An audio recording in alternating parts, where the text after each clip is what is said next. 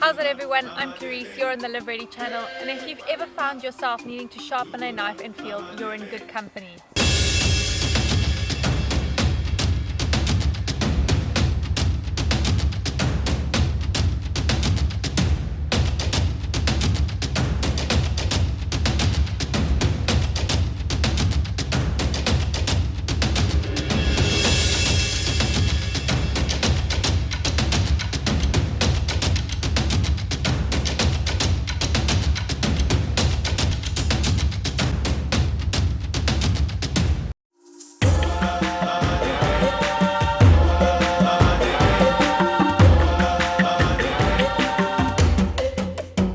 Something like this small little sharpening stone that is a nice pocket sized one that I keep with some leather in my bug out bag. I use this sharpening stone only with water. I haven't used oil with it. Once you go to oil, then you've got to stay with oil, and water is just easily available everywhere. I'm going to dunk this in water. I like to let it soak for a little while first before I use it. So down to the river I go. Doesn't have to be too much. I'll keep a little bit extra.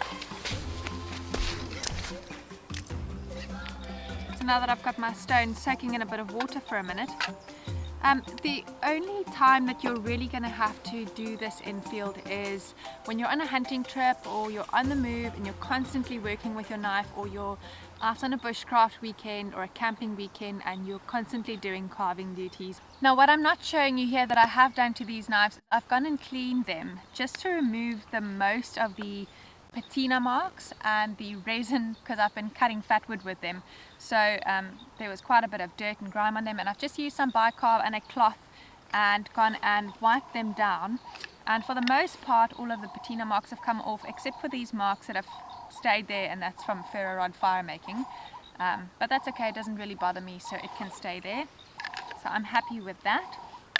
Now what I would usually do is I would take my stone, and I'd usually use the bigger one if I'm at home, but for infield this little one is fine, and I would usually go and do 10 strokes one direction, 10 strokes back direction, 9 strokes, 9 strokes, all the way up until 1, so that I know that I'm doing an even sharpening job on both sides.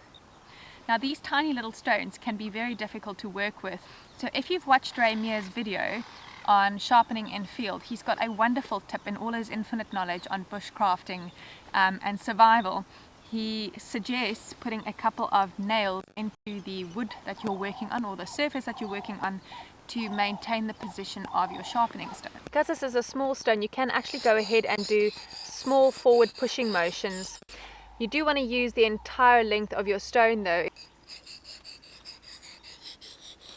Just place some pressure and maintain that edge all the way throughout, pushing forward and aiming to slice off a very thin slice of the actual stone, whichever one works for you. Now this is a South African sharpening stone. It's actually mined in Prisco, and I like to support local, so you can go and check out Brad Woollon Knives YouTube channel, and I got these stones from him, and in Brad's words, they're rated at 800 grit, they cut like a 400, and they polish like a 1200. To finish off my sharpening job, I've just got to do a bit of stropping.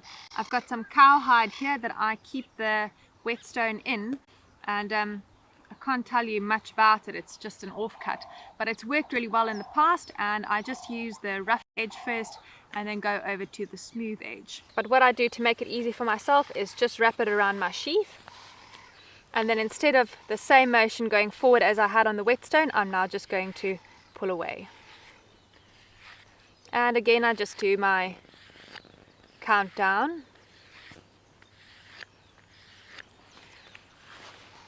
And then to finish it off with a really nice polish,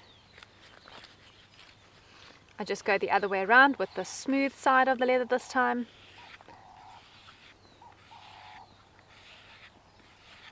And what this does, it just removes any potential feather that could have remained after the sharpening. Now that is pretty sharp. Let me show you this.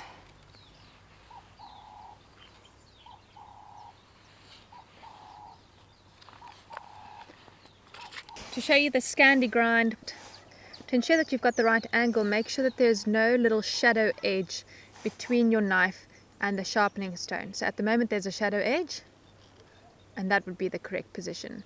So I'm keeping this bevel here on the edge flat against the stone as I'm going forward.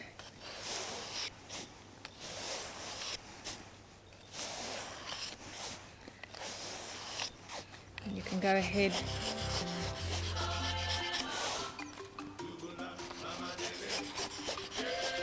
The nice thing about a Scandi grind is that it automatically maintains that angle when you're sharpening it. Well, that's it from me. I hope you've enjoyed this video. Comment below where you're watching from. I love to hear from you guys. And until the next time, love Brady.